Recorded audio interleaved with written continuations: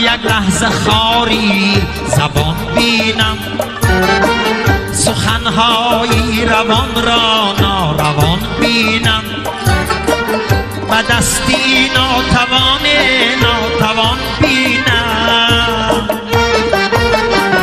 دلم بر رودکی سوزد به حال زندگی سوزد، دلم بر رودکی سوزد به حال زندگی سوزد.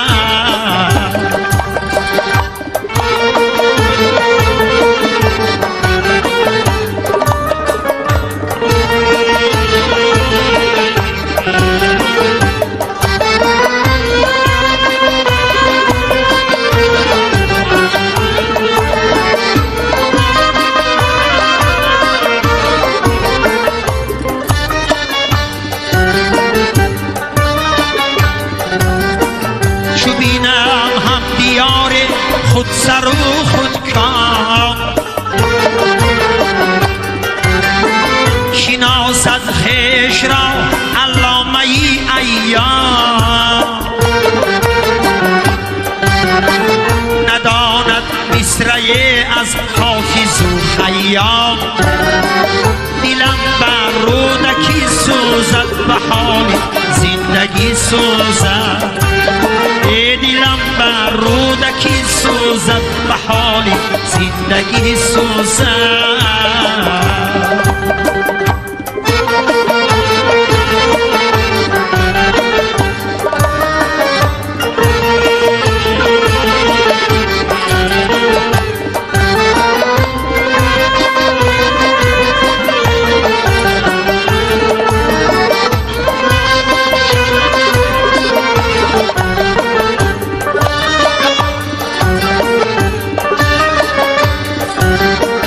چو بینم بو علی سینا سرگردان،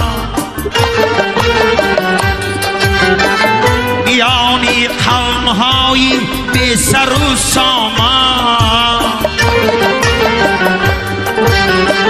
براهش نیست سوی خلق من آسان. دلم بر رودکی سوزد به حال زندگی سوزد، دلم بر رودکی سوزد به حال زندگی سوزد.